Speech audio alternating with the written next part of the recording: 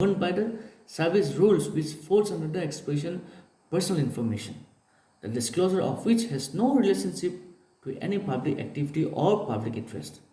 On the other hand, the disclosure of which could cause unwarranted invasion of the privacy of that individual. So, the information was not given.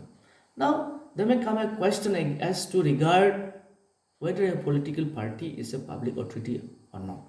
And if a political party is a public authority, every bit of information of the public authority or the political party should be disclosed whenever an RTI is being filed. Now here regarding to this question, the Right to Information Act 2000 Amendment, Right to Information Amendment Bill 2013 was introduced in the Lok Sabha on August 12, 2013 to make amendment to the Right to Information as regard the exclusion of the political parties from the definition of the public authority. The amendment bill moves political parties from the ambit of the definition of public authorities from the purview of RTI Act. Now the decision was the amendment which will apply retrospectively with effect from June 3, 2013. The statement of the Act and reasons of the bill states that there are already provisions in the Representations of People Act 1951 as well as in the Income Tax Act 1961, which deals with transparency in the financial aspects of political parties and their candidate. It also adds that declaring a political party as a public authority under the Act would hamper its internal functioning and political rivals could misuse the provisions of the Act. So, the RTI, under the RTI, the political party is not a public authority. So, if you want to get any information from the political party by filing an RTI, it's not possible for you to get the information because they are not public authority. Next slide. Now, a question may also arise in your mind as to whether an amount of subsidy received from the government, and because of the fact of receipt of subsidy from the government, a particular organization is a public authority or not. The case has been decided in Subhasri Chandra Agarwal and Indian Farmers Fertilizers Cooperative Limited. It was observed that subsidy is being given to the IFCO and other fertilizers for meeting the differences between the cost of production and the sale price fixed by the central government. The subsidy cannot be equated with outright grants. The provisions of subsidy is to keep the sale price of fertilizers low in the open market so as to keep it within the reach of the farmers. So subsidy is not a grant. It is only a mechanism to pay the difference between the cost of production and the sale price of the fertilizers. So subsidy cannot be construed as a substantial financing of IFCO. So any organization which receive subsidy from the government cannot be termed or called as a public authority. For instance, for example here, the sale price of the fertilizers, which actually should have been, or the actual cost of production plus profit is rupees 1000 per quintal, and it had to sell at a price of rupees 800 per quintal. Now subsidy paid by the government per quintal is rupees 200. They receive a subsidy from the government. This subsidy of rupees 200 per quintal is not a grant.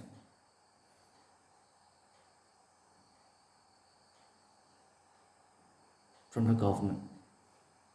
So this is the case. Now we also have to know some terms like Central Information Commission. And and Study Information Commission. First, Central Information Commission. Central Information Commission is established by the central government, and the provisions relating to Central Information Commission are as follows. The Central Information Commission is constituted with one Chief Information Commissioner and not more than 10 other Central Information Commissioners who are appointed by the President of India on the recommendation of a committee consisting of, and those committee members are the Prime Minister, who shall be the chairperson of that committee. It also includes the leader of the opposition in the Lok Sabha and a union cabinet minister to be nominated by the Prime Minister. And if the leader of the opposition in the House of the People has not been recognized as such, the leader of the single largest group in opposition of the government in the House of the People shall be deemed to be the leader of the opposition. Now, the tenure or the term of the Chief Information Commissioner and the Information Commissioners. The tenure of the service of the Chief Information Commissioner or the Information Commissioners is for 5 years or 65 years, whichever is earlier. Chief Information Commissioner or the Information Commissioners may resign from office in writing under his or her hand addressed to the President of India. Now we are going to discuss some certain aspects regarding the Chief Information Commissioner. The general superintendent's direction and management of the affairs of the CIC shall rest in the Chief Information Commissioner, who shall be assisted by the Information Commissioners and may exercise all such powers and do all such acts and things which may be exercised or done by the Central Information Commission autonomously without being subjected to the directions by any other authority under this Act. And the headquarters of the Information Commission is at Delhi. Chief Information Commission and the Information Commissioners shall be a persons of eminence in public life with wide knowledge and experience in laws, science and technology, social service, management, journalism, mass media or administration, and governance. They shall not be a member of parliament or member of legislative assembly of any state or union territory, or hold any other office of profits or connected with any potential party or carrying on any business or pursuing any profession. Now, Sudhir Bhargava is the present Chief Information Commissioner of India. Wajid Habibullah was the first Chief Information Commissioner of India. Now, how can a question may come as to how can the Chief Information Commissioner or the Chief Information Commissioner or the Central Information Commissioners be removed from the office? The Chief Information Commissioner or the Central Information Commissioners may be removed from the office by the President of India, as they are appointed by the President of India on the grounds of proved misbehavior or incapacity after the Supreme Court or a reference made to it by the President of India has on the inquiry reported that the Chief Information Commissioner or any Information Commissioner, as the case may be, sought on such ground be removed. So the President of India may remove the Chief Information Commissioner or Central Information Commissioners on account of adjusted insolvent. If he becomes an insolvent, he can be removed. If he has been convicted of an offense which in the opinion of the President involves moral turpitude. Number 3, if he engages during his time of offices in any paid employment outside the duty of his office. Number 4, if he is in the opinion of the President unfit to continue in office by reason of infirmity, mind or body. Or number 5, he has acquired such financial or other interest as is likely to affect prejudicially his function as the Chief Information Commissioner or Information Commissioner. So these are the reasons or grounds where Chief Information Commissioner or the Central Information Commissioners be removed. Now, like I said before, the State Information Commissioner, we have to know something about the State Information Commissioner as well. In case of state, we have the Central Information Commissioner. Likewise, in case of State Information Commissioner, we have what State Information Commission. For example, Assam has constituted Assam Information Commissioner in Guwahati. Now, here State Information Commission as well, we have State Chief Information Commissioner, we call him SCIC, and such other number of members, and those cannot exceed 10 as may be deemed necessary. Now, thus as State Chief Information Commissioner and the State Information Commissioners are appointed by the governor. In case of Central Information Commissioner, it was appointed by the president. So here, in case of State Information Commission, they are appointed by the governor on the recommendation of a committee, which consists of the chief minister, who shall be the chairperson of that committee. It also includes the leader of the opposition in legislative assembly, and also a cabinet minister to be nominated by the chief minister. Here, likewise, the general superintendent's direction and management of the affairs of the SIC shall rest in the State Information Commissioner.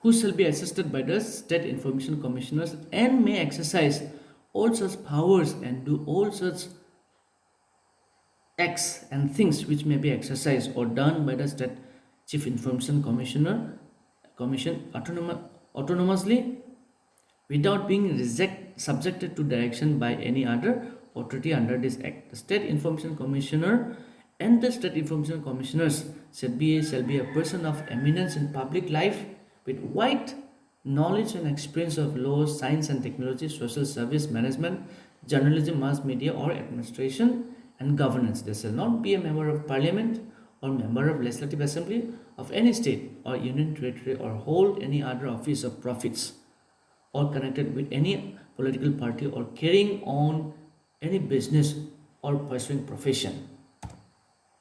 Now we will discuss the powers and functions of information commissioners.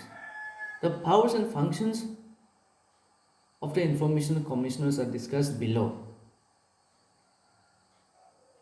First, the Central Information Commissioner or State Information Commission has the power to receive any inquiry into a complaint from any person. They have the power to see who has not been able to submit an information request because of the PIA has not been appointed.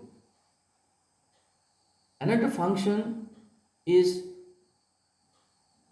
to see whether anybody has been refused the information that was required to be given. Another is to check whether no response has been made or not.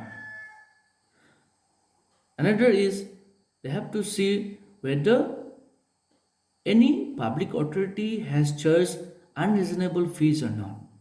They have to see whether any public authority has given incomplete or misleading information. So these are the different powers. This is number one. Number two, the SIC or CIC has the power to order inquiry into if the Central Commissioner or State Commission, as the case may be, is satisfied that there are reasonable ground to inquire into the matter. The CIC or SIC shall be while inquiring into the matter, they also have the power to summon and enforce attendance of person, compelling them to give oral or written evidence on oath, requiring the discovery and inspection of documents, receiving evidence on affidavit, requesting public records or copies from any court or office, issuing summons for examination of witness.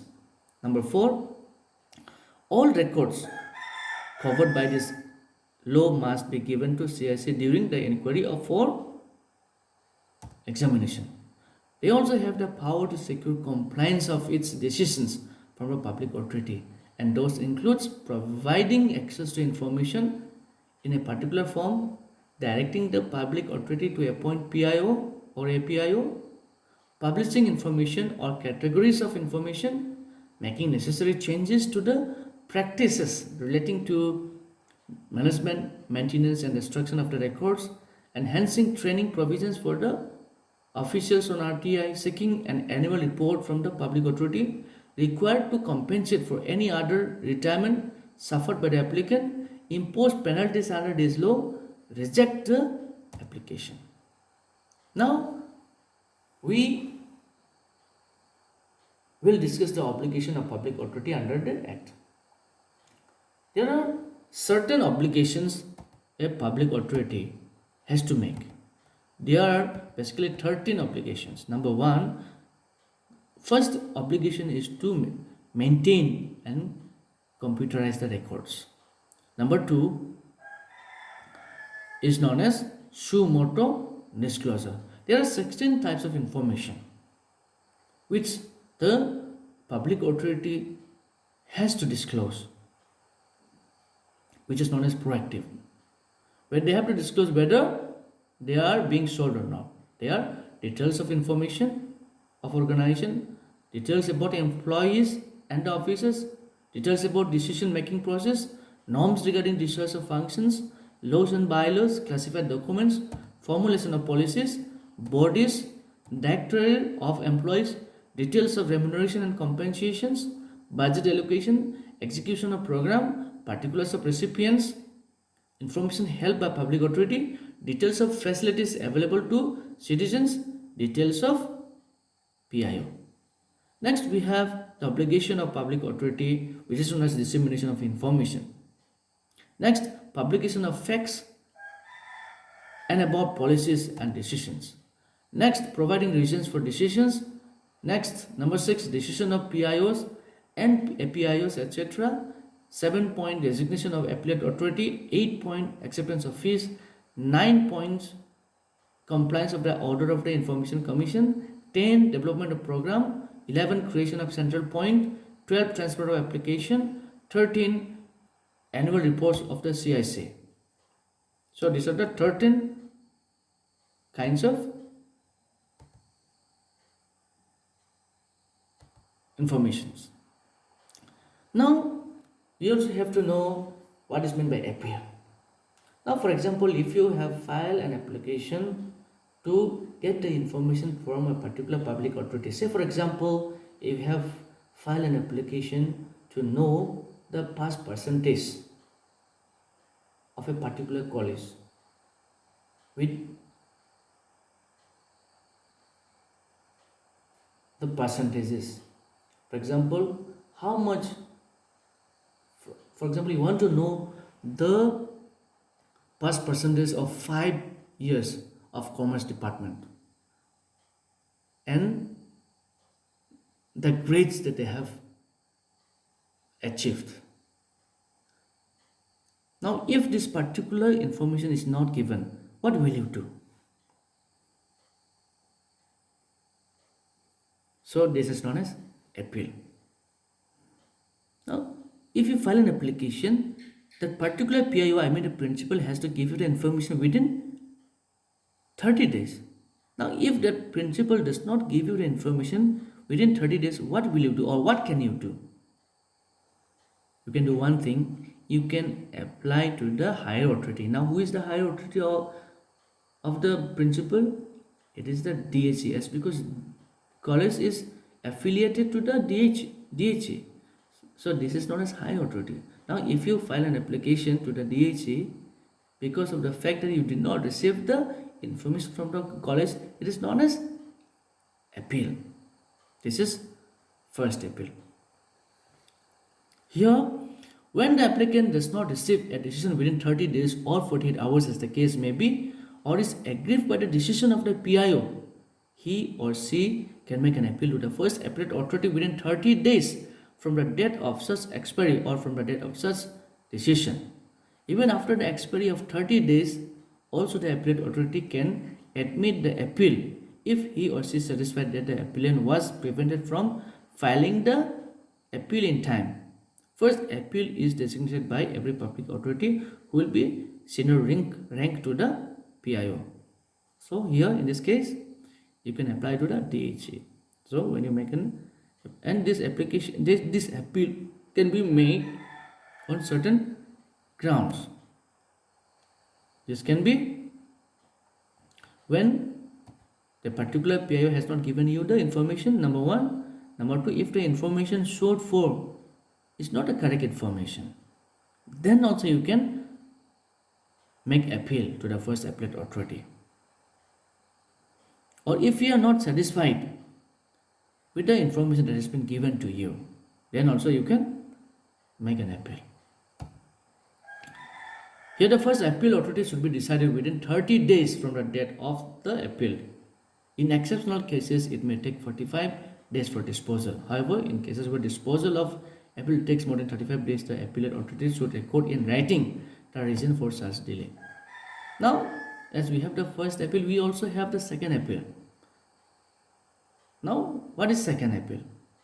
If the decision or the information, or if the decision or the order or the not disposal of the first authority is not given by the DHA now, you can make an appeal to the higher authority, and this is known as second appeal. For example,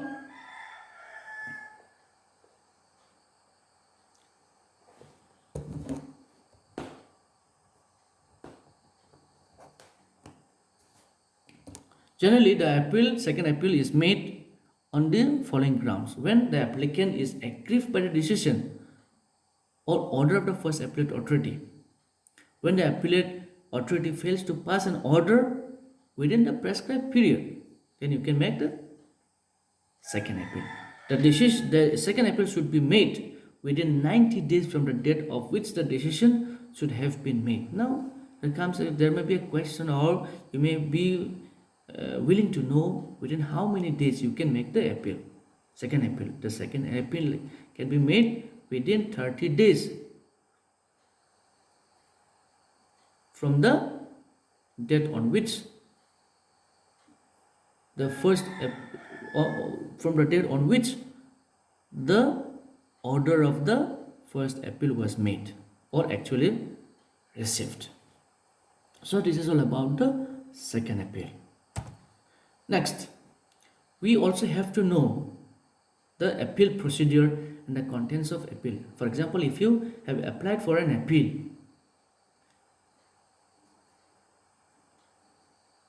you have to know some certain procedures. So what is the first procedure or first point you have to know? The first is that the appeal is to be sent in writing to the Information Commissioner, State Information Commissioner, or Central Information Commissioner as may be. And what are the contents? These are the contents or format. Number one, you have to mention the name and address of the appellant, name and address of the CPIO against the decision of whom the appeal is preferred. You have to mention the particulars of the order, including number, if any, against which the appeal is preferred. You have to make brief facts relating to the appeal.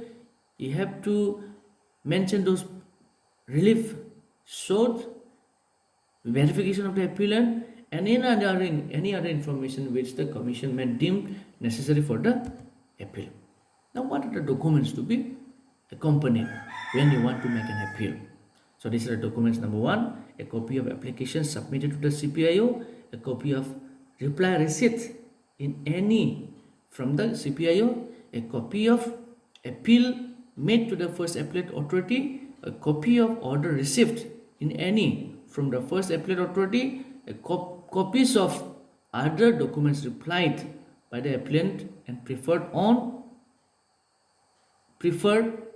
appellant and referred to in his appeal, and index of the documents referred to in the appeal. So these are the documents you can attest when you want to make a second appeal. Now, suppose you are not quite satisfied with the decision even made by the second appeal. Now what can you do? You can file an appeal to the High Court. This is under section 23. Here it has been mentioned, although it is provided under the RTI that no court shall entertain any suit, application or other proceeding in case of order made under this act, then by way of appeal under other in this act, then by way of an appeal under this act as citizen of or public authority, if not satisfied with the decision of the information, can file an appeal to the High Court under section 224 or the Supreme Court under Article 32. It may be noted that an appeal to the court may be made only after appealing to the Commission. Next question may come up as to whether there is any penalties if the PIO refuse to give the information. Now, if you have applied for any information in any college or any public authority, and if he do not receive the application, or if he has not furnished any information within specific time, the specific time may be 30 days or 48 hours in case of matters relating to life and liberty of a person, or if he malafidely denied the request for information, or if he or she knowingly give incorrect or incomplete or misleading information or destroyed the information which is the subject matter of the request, a fine can be imposed or a penalty can be imposed, which is rupees 250 per day till the information is received, and the total amount of penalty shall not exceed 25,000. However, the PIO shall be given an opportunity of being heard before any penalty is imposed.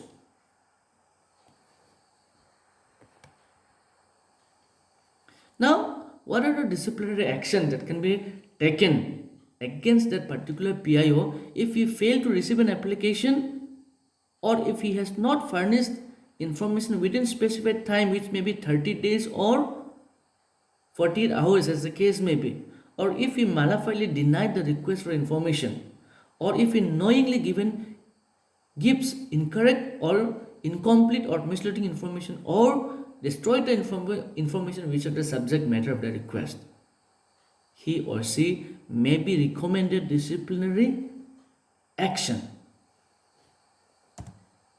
So these are the different kinds of penalties and disciplinary action that can be initiated against those PIO who do not give the information or who fails to give the information. Hope